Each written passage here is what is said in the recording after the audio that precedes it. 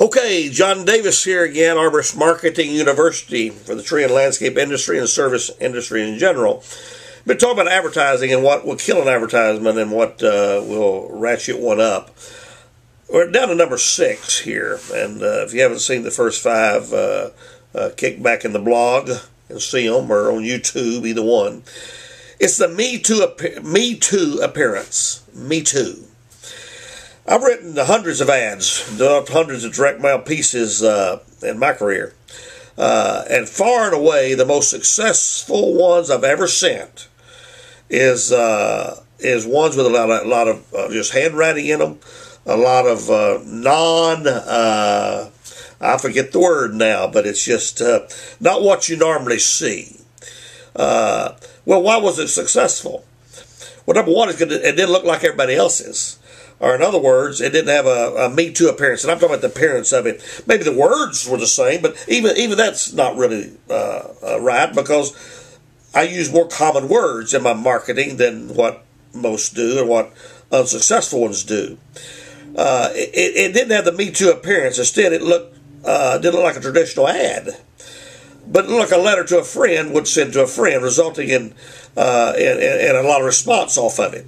And the number one ad that we've been able to come up with, and other direct response, emotional direct response marketers, is when you simply do a handwriting. You can get a font now in Word in some of these computer programs that look like handwriting.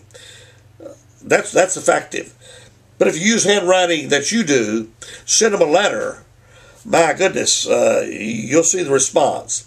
Because it doesn't look like anybody else. If you look at a lot of my marketing, I've got marks on them.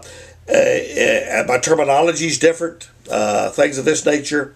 So don't let your marketing or your advertising piece look like anybody else's, because when they get in the stack, out yours goes too. It's like what great marketer Gary Halbert said.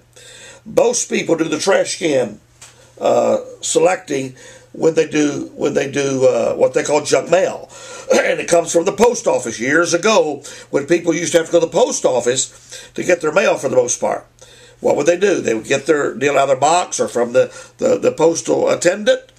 They would sit by a trash can, and they would go through it. Keep this, throw that away. Keep this, throw that away. When it looked like an advertising piece, in the trash it went.